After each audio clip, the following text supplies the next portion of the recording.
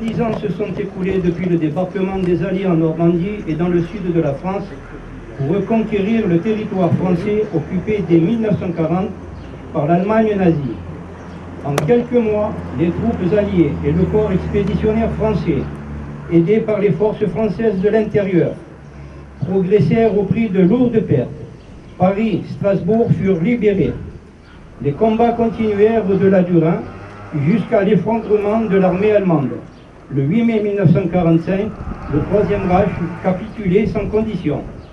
5 années qui coûtèrent la vie à 55 millions de soldats, de résistants, de civils, sans oublier les prisonniers et les déportés. Le 8 mai est la fête de la victoire de l'humanité sur la barbarie nazie.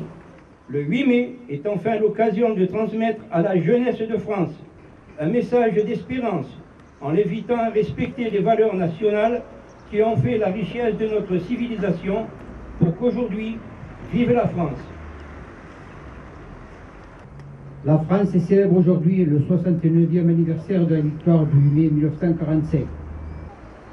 Cette guerre coûta à la France 600 000 morts, civils et militaires. Il fut au total près de 60 millions de victimes.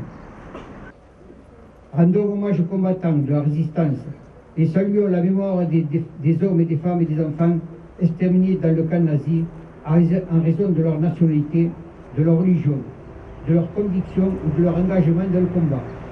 L'Union française des associations combattants et victimes de guerre, l'UFAC, fidèle au souvenir de toutes celles et tous ceux victimes de toutes les guerres, invite la jeunesse à œuvrer pour un monde plus solidaire et en paix. Vive la République, vive la France!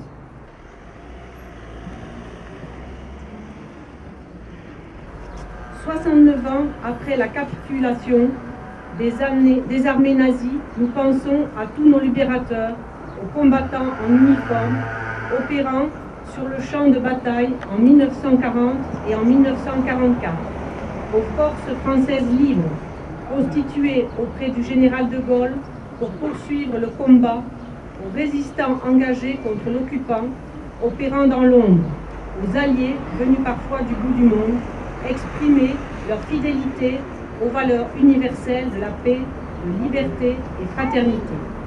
En ce 70e anniversaire de l'année 1944, la République rend un hommage solennel à tous ces combattants, artisans de notre libération. Sont venus de près de 15 nations engagées pour l'opération Overlord, qui débarquèrent le 6 juin 1944 en Normandie. Sous le commandement du général Delattre, venu de métropole, d'Afrique et d'outre-mer, engagés dans l'opération Dragoon, qui prirent pied en Provence le 15 août 1944. Le général de Gaulle l'a dit en ces termes le jour de l'armistice.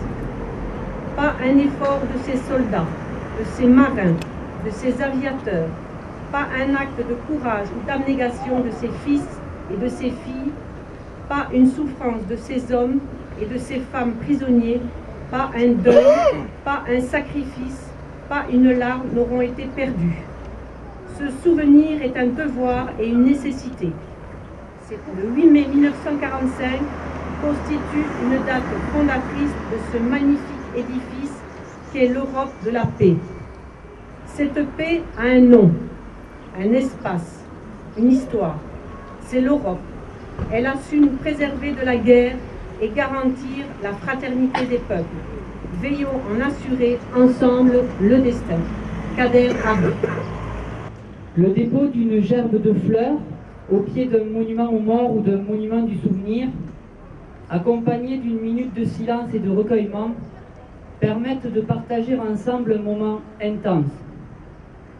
Vous le savez, la tradition républicaine veut qu'en ces circonstances, le premier magistrat de la commune prononce un discours officiel. Je le fais donc aujourd'hui pour la première fois à l'occasion du 8 mai. La célébration de la victoire du 8 mai 1945 n'est pas seulement l'affaire des anciens combattants, elle est fondamentalement l'affaire de tous les citoyens. Nous célébrons la fin d'une terrible guerre, une victoire, la mémoire des victimes et le début d'un nouvel espoir.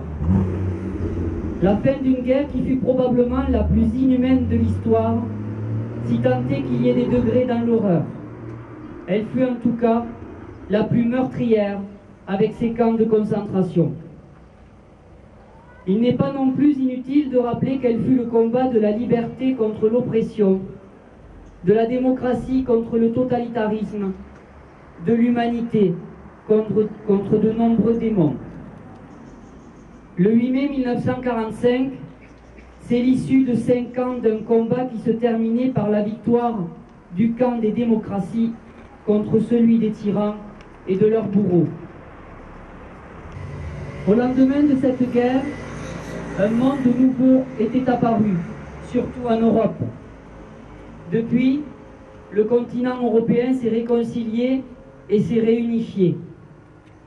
Un monde nouveau est né, qui a malheureusement généré d'autres problèmes.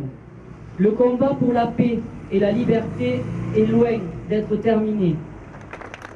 Nous allons maintenant écouter et chanter, si vous le voulez, l'hymne national.